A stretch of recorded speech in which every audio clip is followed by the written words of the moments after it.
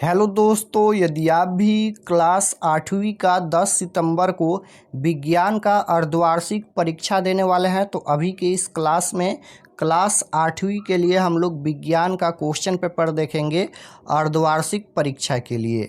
तो यहाँ पर देखिए अर्धवार्षिक मूल्यांकन 2025 अर्धवार्षिक परीक्षा के लिए ये विज्ञान का क्वेश्चन पेपर है क्लास 8वीं के लिए। तो अर्धवार्षिक मूल्यांकन 2025 विषय यहाँ पर विज्ञान है और ये क्लास 8वीं के लिए है। समय यहाँ पर 2 घंटा का मिलेगा और पूर्णांक 50 नंबर का एग्जाम होने वाला है। तो सबसे पहले यहाँ पर छात्र का नाम लिखना है, यानी यहाँ पर अपना नाम यहाँ पर लिख दीजिएगा, अपना नाम यहाँ पर लिखना है। उसके बाद वर्ग क्रमांक यहाँ पर लिखना है। उसके बाद विद्यालय का नाम यहाँ पर लिखना है। उसके बाद प्रखंड का नाम यहाँ पर लिखना है, संकुल का नाम यहाँ पर लिखना है और जिला का नाम यहाँ पर लिखना है। इतना लिखने के बाद नीचे आना है। उसके बाद यहाँ पर मिलेगा ये 3 ऑप्शन, वीक्षक का हस्ताक्षर, इसको आपको छोड़ देना है।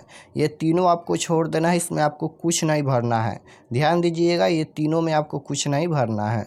उसके बाद निर्देश मिलेगा, निर्देश को पढ़ लीजिएगा। इस प्रश्न पत्र के कुल 5 प्रश्न हैं, प्रत्येक प्रश्न का उत्तर देना अनिवार्य है, यानी सभी क्वेश्चन का आंसर देना अनिवार्य है।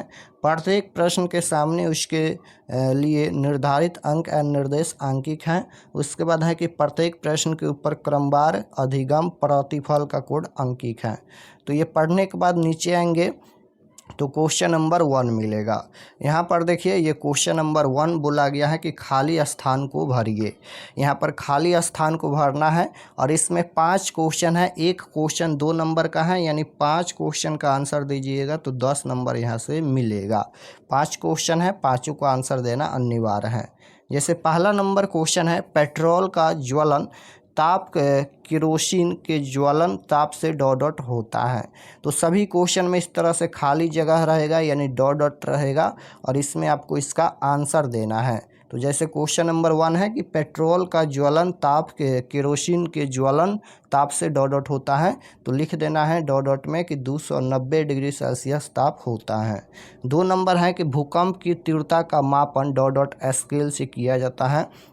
तो भूकंप की तीव्रता का मापन रिएक्टर स्केल से किया जाता है। उसके बाद 3 नंबर है, नायलॉन के रेशे को जलाने पर उबलते हुए कागज फली के समान गंध निकलती है। उसके बाद है यहाँ पर कि बल में परिणाम एंड डॉट डॉट दोनों होते हैं, तो यहाँ पर भर देना है कि बल में परिणाम एंड दिशा दोनों होते हैं। तो दिशा यहाँ पर लिखना है क्योंकि बल में परिणाम और दिशा दोनों होते हैं। उसके बाद है कि द्रव द्वारा आरोपित दाब डॉट डॉट दिशा में होती हैं, तो विपरीत दिशा में होती हैं, इसको भर देना है। तो 5 क्वेश्चन हो गया। उसके बाद क्वेश्चन नंबर 1 के बाद क्वेश्चन नंबर 2 मिलेगा। क्वेश्चन नंबर 2 में बोला गया है कि सही कथन पर सही का निशान और गलत के लिए गलत का निशान लगाना है। सही के लिए सही का निशान, गलत के लिए गलत का निशान लगाना है। इसमें भी 5 क्वेश्चन है और एक क्वेश्चन 2 नंबर का है, यानी 10 नंबर यहाँ से भी मिलेगा। तो जैसे पहला नंबर क्वेश्चन है कि जरित जीवन तथा संपत्ति को नष्ट करता है, क्या ये सही है? तो सही है, तो इसका सही का चिन्ह लगा देना है। उसके बाद है टेरिलीन एक प्राकृतिक रेशा होता है, ये गलत है, तो गलत का चिन्ह लगाना है। उसके बाद है सर्पी घर्षण अस्थायी के घर्षण से अधिक होता है, ये भी गलत है, तो गलत का चिन्ह लगाना है। वायु में भार होता है, ये भी गलत है, तो गलत का चिन्ह लगाना है। उसके बाद है खरपतवार हटाने की प्रक्रिया को कटाई कहते हैं, ये भी गलत है, तो गलत का चिन्ह लगा देना है। तो ये क्वेश्चन नंबर 2 हो गया। क्वेश्चन नंबर 2 के बाद क्वेश्चन नंबर 3 मिलेगा, यहाँ पर देख लीजिए। क्वेश्चन नंबर 2 के बाद क्वेश्चन नंबर 3 मिलेगा, सही सही मिलान करना है। कलम क और कलम ख के साथ यहाँ पर मिलान करना है और ये भी 5 क्वेश्चन है। एक क्वेश्चन 2 नंबर का है, यानी यहाँ से भी 10 नंबर मिलेगा। तो जैसे यहाँ पर है पहला नंबर जरित चालक, इसको मिलान करना है। जरित से सुरक्षा, यहाँ पर मिलान कर देना है। उसके बाद है पेशीय बल, तो यहाँ पर मिलान कर देना है, यहाँ पर इसके साथ मिलान कर देना है। उसके बाद है मलेरिया रोग, तो यहाँ पर प्रोटोजोआ के साथ मिलान कर देना है। उसके बाद यहाँ पर दाव है, तो यहाँ पर पास्कल के साथ मिलान कर देना है। प्राथमिक ईंधन है, तो लकड़ी कोयला के साथ मिलान कर देना है। तो इस प्रकार से मिलान कीजिएगा। उसके बाद क्वेश्चन नंबर 3 के बाद क्वेश्चन नंबर 4 मिलेगा। क्वेश्चन नंबर 4 में बोला गया है लघु उत्तरीय प्रश्न है, और यहाँ पर केंचुओं को किसान का मित्र कहा जाता है क्यों। अथवा में है यहाँ पर स्थैतिक घर्षण और सर्पी घर्षण में अंतर लिखे। तो इसका यहाँ पर उत्तर लिखा गया है कि केंचुओं को किसान का मित्र कहा जाता है क्यों। तो इसका उत्तर लिखा गया है केंचुओं को किसान का मित्र कहा जाता है क्योंकि वे मिट्टी को हवा और पानी के लिए छेद बनाकर नरम और पोली बनाते हैं, जिससे पौधे की जड़ों का विकास बेहतर होता है। उनके द्वारा छोड़े गए पोषक तत्वों से भरपूर अपशिष्ट मिट्टी को उपजाऊ बनाते हैं। तो यहाँ तक लिख देना है। उसके बाद यहाँ पर 5 नंबर क्वेश्चन है, इसमें भी 2 क्वेश्चन है और एक क्वेश्चन ये 10 नंबर का है, देख सकते हो। ये दीर्घ उत्तरीय प्रश्न है। जड़ी तथा भूकंप से सुरक्षा के उपायों का वर्णन करें, अथवा में ये क्वेश्चन है। तो हम इसका उत्तर लिखा है, देख सकते हो यहाँ पर।